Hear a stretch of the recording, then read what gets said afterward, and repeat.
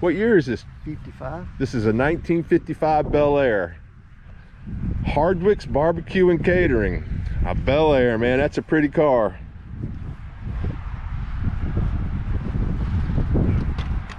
Wow. So I hear it's for sale, he said. Yeah, there's a for sale sign there. Oh, listen to that. It starts right up. Well, listen. Oh.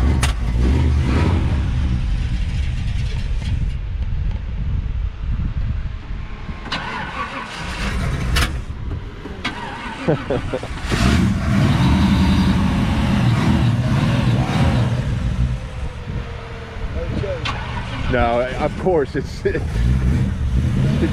Hell, it's older than me, so it's probably going to run hard.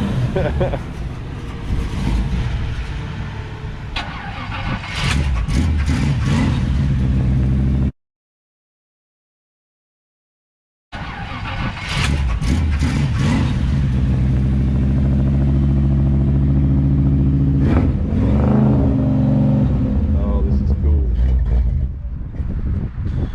What a cool car.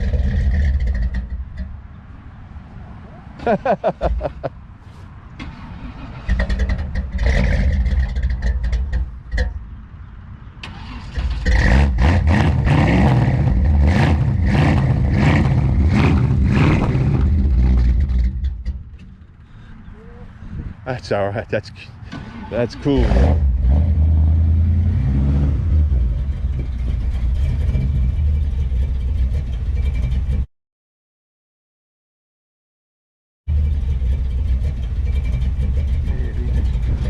She's finally warmed up. Wow.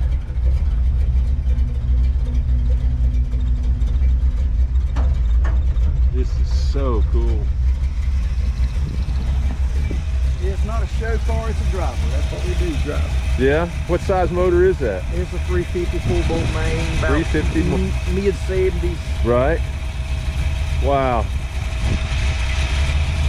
Thank you so much, sir. Thank you. I appreciate your time.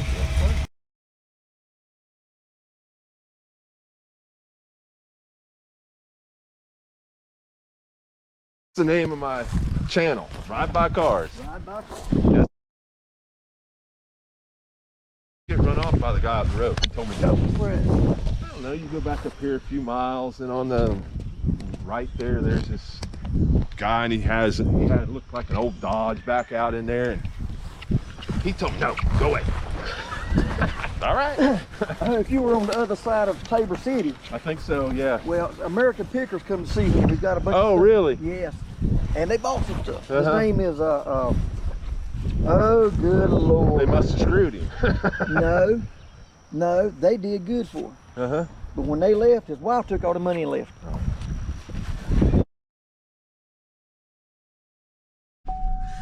But I like keeping this old stuff. My dad was not the kind, if he wore something out, he traded it. He didn't keep it. Right. So many things he had that I would love to have. Time trials for a week against Ford and everybody just out of his garage at the house, you know? Well, that's where I got started. I was cooking barbecue. I got the Vet back there. That's a 99 model. There's a 63 panel truck there. I went to Lake Wiley and got, or Lake Norman and got it a couple of months ago.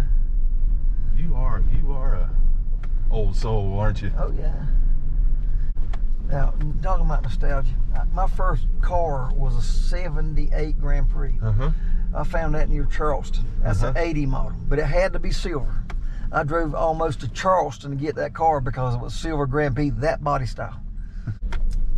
Well, I got a 51 Ford and the G Wiz 76.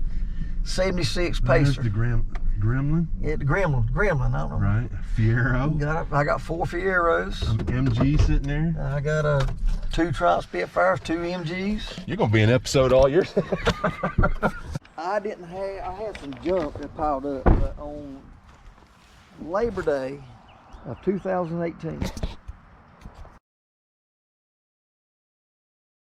miles to the house, Right.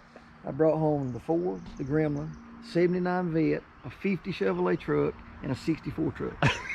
All that one weekend. I grow things. I grow more tomatoes than I need to eat. You collect more cars than you need to drive. I think it's a sickness we have. Well, no, I'm saving them from the salvage yard, number Right. one. But at any point, if I start working on one, at any point that somebody wants to buy it, I'll have a price that it can ride. Just let it go, I got another project waiting. Right. A 54 Ford. 51. A 51 Ford. Get it straight. It's a 51 Ford. Still got the flathead engine. Somebody fixed it up back in the day. Oh, that's a little bit of wiping down in it. Oh, man. Wow. Now, was it maybe a police car? I don't know. They put those on them as, I don't know, a customizing deal. Huh, because when I was coming through Orlando, I found that I stopped and talked to a guy with a Chevrolet that had one on each side stuck up out of him. Oh, does it really? Yeah.